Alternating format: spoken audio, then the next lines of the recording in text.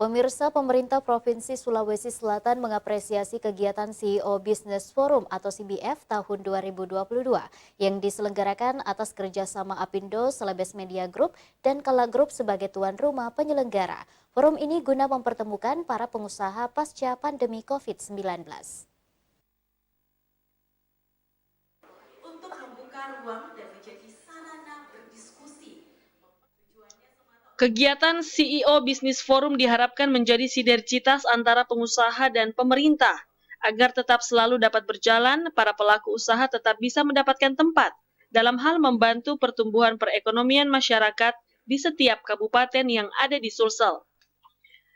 Kepala Bapelitbangda Sulsel yang mewakili Gubernur Andi Sudirman Sulaiman yang berhalangan hadir mengatakan, pemerintah Provinsi Sulsel sendiri sangat mengapresiasi penyelenggaraan CEO karena bisa mempertemukan antara para pengusaha dan bersama-sama dalam menyikapi perubahan kondisi situasi berkaitan dengan pasca COVID-19 dan berkaitan dengan dampak perekonomian terhadap pasca naiknya harga BBM.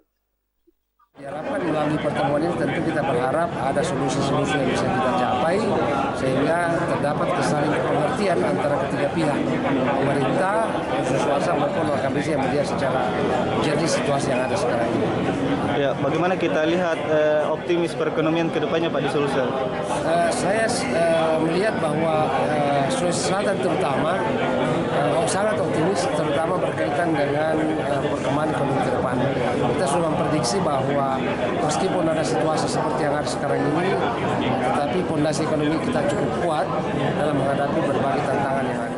Sehingga Andi Darmawan berharap dengan adanya pertemuan tersebut, ada solusi yang tercapai sehingga dapat saling pengertian antara pengusaha dan pemerintah Sulsel.